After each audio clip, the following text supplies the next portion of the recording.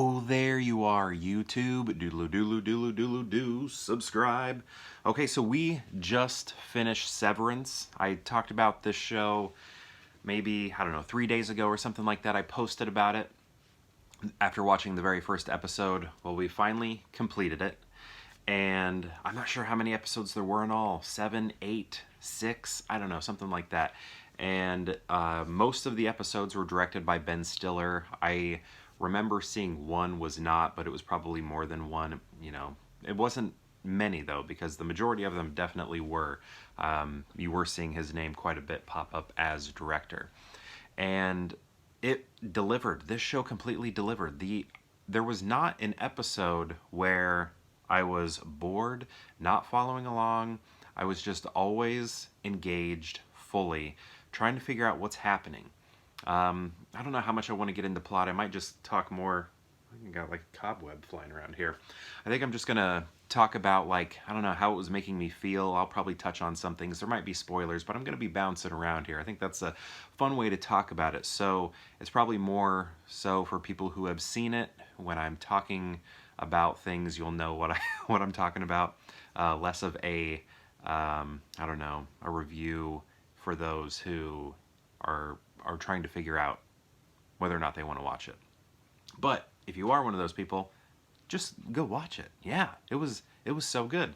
I was completely, like I said, engaged the entire time, trying to figure out what are these people actually doing, and we still don't know what they're doing. It definitely left off with a cliffhanger, a major cliffhanger. That was, I mean, I was squirming around.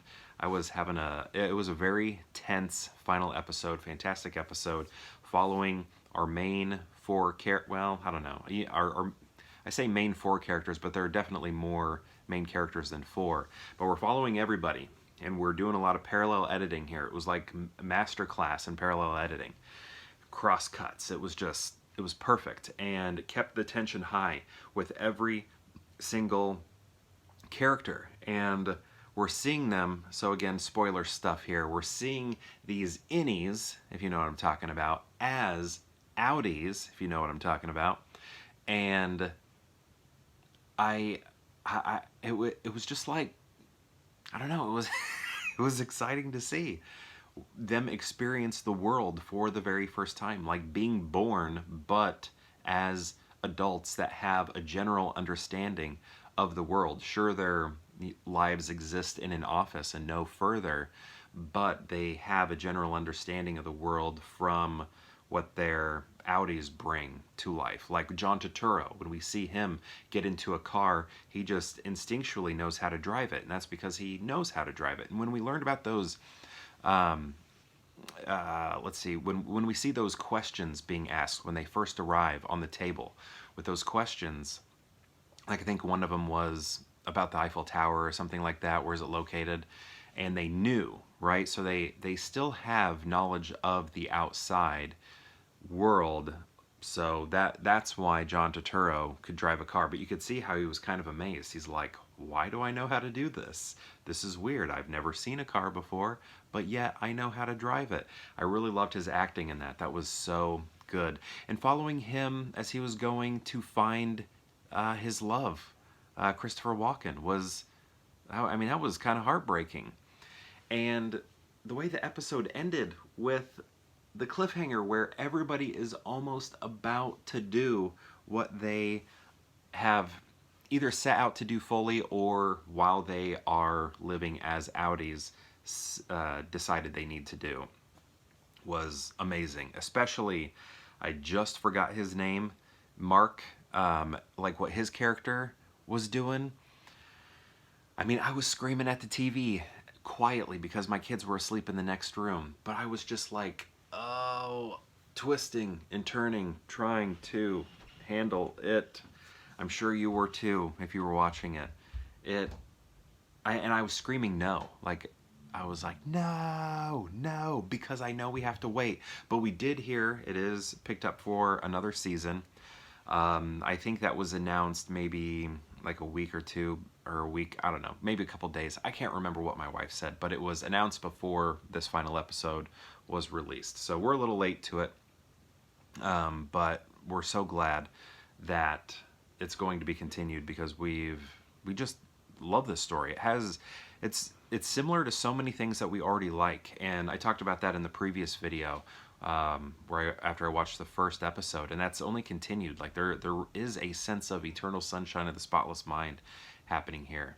A little bit of Her, maybe. I'm a little Truman Show.